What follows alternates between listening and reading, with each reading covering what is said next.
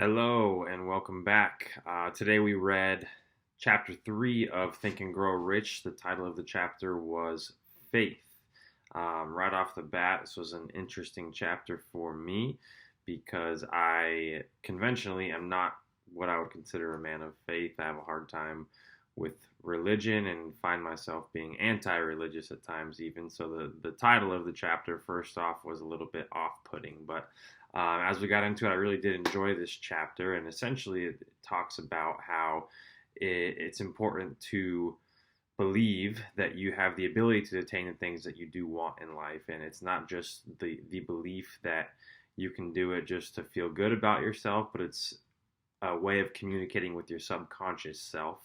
And he basically talks about it as you create these vibrations, and it's kind of been something that you've heard about in other modes and other books and The Secret and all those kind of books where they talk about vibrating at a certain frequency and you attract the things that you think about the most. So if you have positive thoughts, then you'll attract positive things, and if you have negative thoughts, then you'll attract negative things as well. So he kind of goes into an in-depth explanation about things like that, and he talks about the three dominant positive emotions being love, faith, and sex, interestingly, and how attaching your desires to those emotions can really help to yield better results in what he calls self communication or auto regulation, auto communication, something like that. By the way, I make it a point to not go back and look at the book again after I read the chapter before I do these, so that's why I don't do very well at recalling details.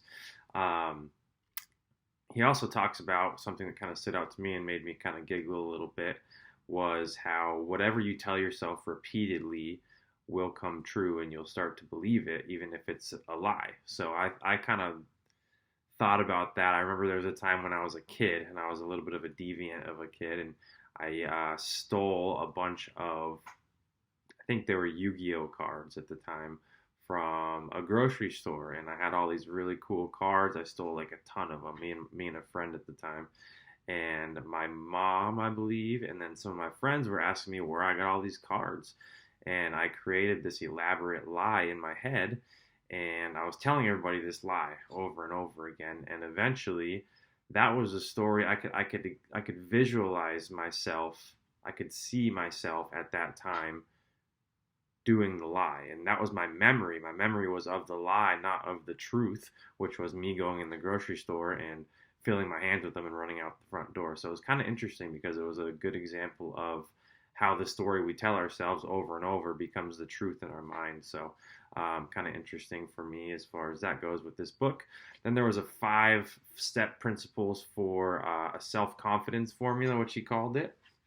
And they basically wanted you to write them down. Then you write them down and you repeat it to yourself every day, and it's basically spending 30 minutes visualizing the person that you want to become and thinking about that to create those vibrations. And then you also spend 10 minutes basically building self-confidence every day. So I think those are good practices. I don't find myself to be a person lacking self-confidence, fortunately, but I still think that everybody could probably benefit from working on that.